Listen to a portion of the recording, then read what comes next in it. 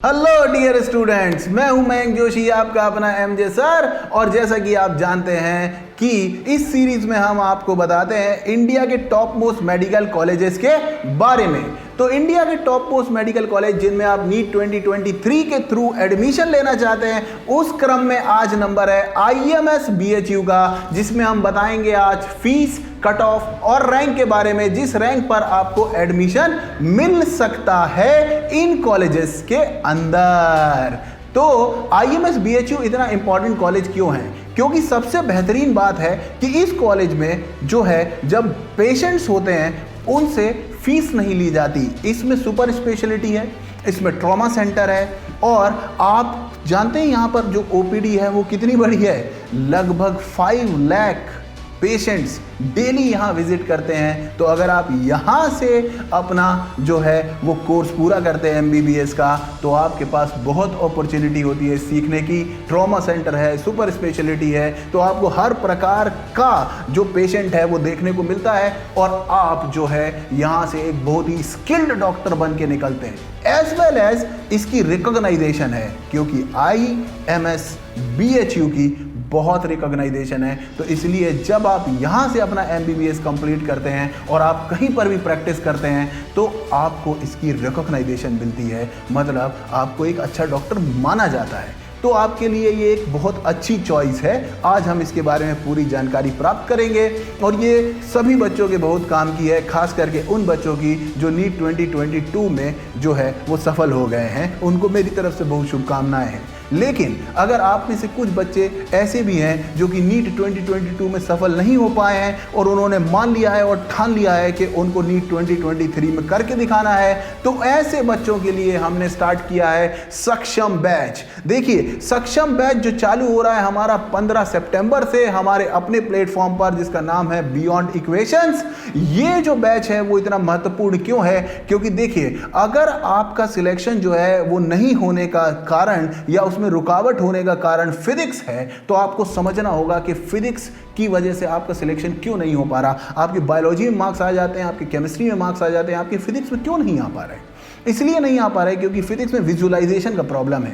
जब आप किसी कॉन्सेप्ट को बायो में पढ़ते हैं तो पढ़ते साथ ही आपको आंख बंद करके वो विजुअलाइज हो जाता है, लेकिन फिजिक्स में जब आप कोई किसी कॉन्सेप्ट को पढ़ते हैं तो आपको एफर्ट लगाना पड़ता है, आपको फॉर्मूला अलग लर्न करना पड़ता है। वो आपको उस तरह से ग्रास्प नहीं होता है जिस तरह से आपको बायोलॉजी का जो मटेरियल है वो ग्रास्प हो जाता है। तो यहाँ पे आपको कुछ एडिशनल सपोर्ट चाहिए होता है। आपको चाहिए होता है कि एक एक्सपीरियंस गाइडेंस हो। एक्सपीरियंस गाइडेंस का मतलब होता है जैसे कि हम 20 ईयर से इस फील्ड में पढ़ा रहे हैं और हमने 1 से लेकर 10 रैंक कई बार दिया है, तो एक एक्सपीरियंस गाइडेंस चाहिए होता है। As well as hand holding चाहिए होती है टिल नीट एग्जाम। मतलब आपको नीट के एग्जाम तक कोई भी परेशानी आती है तो उसमें आपको साथ देने वाले जो है वो मेंटर्स की ज़रूरत होती है, ताकि आपको एंड तक लेकर जाए। एज वेल एज सबसे बड़ी समस्या जिसको हम एड्रेस करना चाहते हैं वो है विजुअलाइजेशन की समस्या।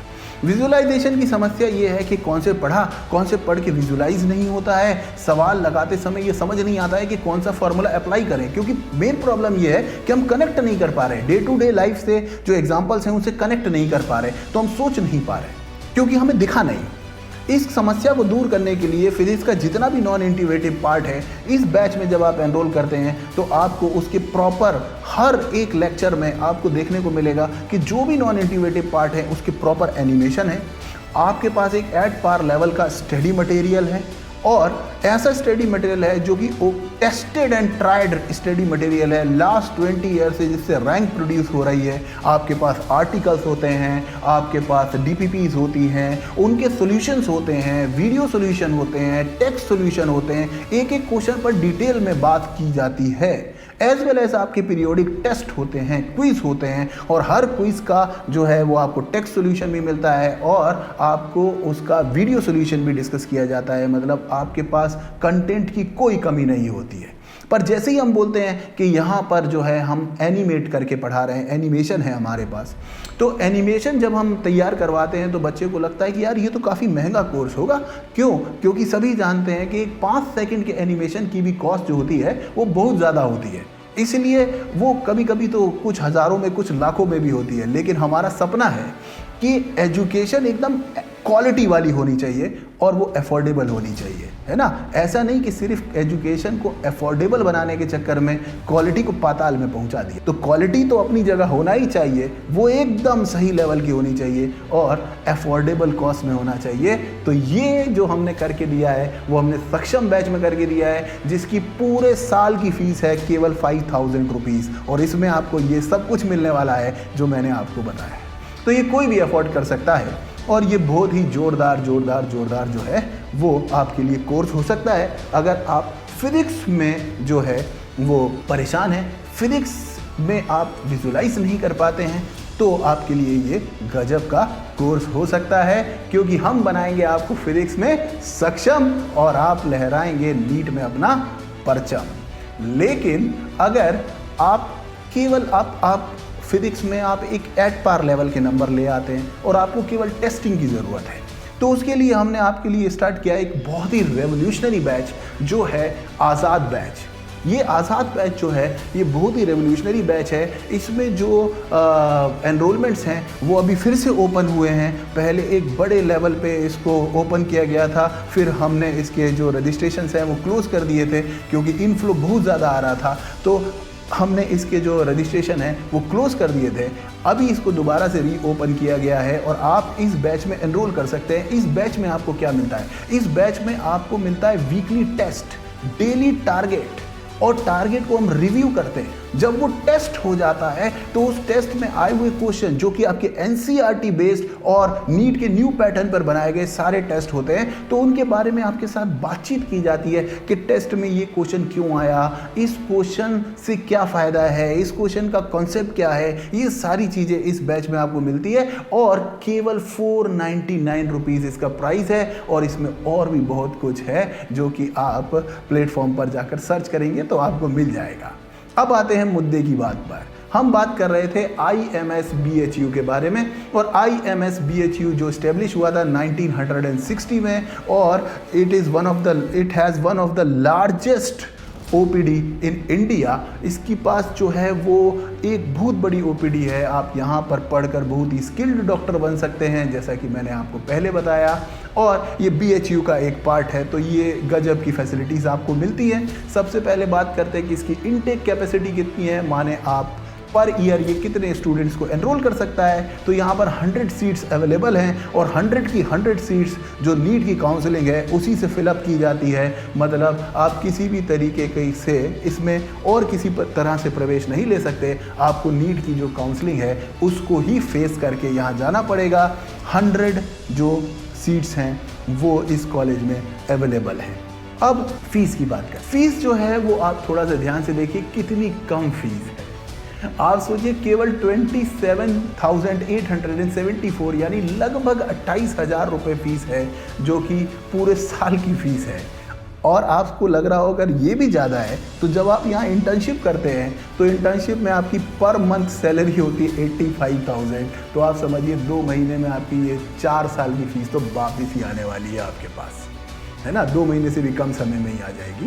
तो ये फीस आपके पास वापस ही आने वाली है और अनमैच्ड क्वालिटी है, अनमैच्ड है। क्योंकि आप देखो, अगर आप किसी प्राइवेट कॉलेज में एडमिशन लेते हो तो वहाँ पर जितनी ट्यूशन फी होती है उसके साथ जब आप हॉस्टल की फीस सुनते हो तो वो लगभग पैरेलल होती है या कहीं कहीं तो उससे भी ज़्यादा होती है।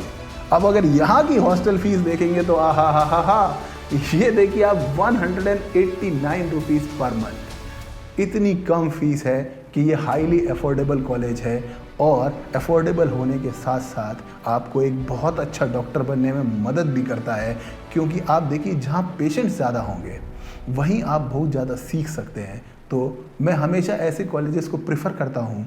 बच्चे जब मुझसे सजेशन मांगते हैं, कभी 2 कॉलेज में फंस जाते हैं और पूछते हैं कि इनमें से हम सर कौन सा लें, तो मैं बिंदास बोलता हूँ कि यार ये पता कर कि OPD किसकी बड़ी है, जिसकी OPD बड़ी है वो वाला ले ले, क्योंकि तू वहाँ सीखेगा। तो इसलिए ये जो कॉलेज है वो बहुत बड़ा कॉलेज है और आप यहाँ पर एडमिशन ले सकते हैं। अब एडमिशन मिलेगा कैसे? तो अपने पास लास्ट ईयर का जो हिसाब किताब है उसके हिसाब से सोचते हैं अपन कि फर्स्ट राउंड की काउंसलिंग में, ठीक है, यहाँ देखिए फर्स्ट और सेकेंड राउंड की काउंसलिंग में कोई मेजर डिफरेंस नहीं आता। ये पता चलता है कॉलेज की रेपुटेशन, क्योंकि अगर बहुत ज़्यादा अंतर आ जाता फर्स्ट और सेकेंड राउंड की काउंसलिंग में तो हम समझते हैं कि यार कुछ गड़बड़ा गया मामला।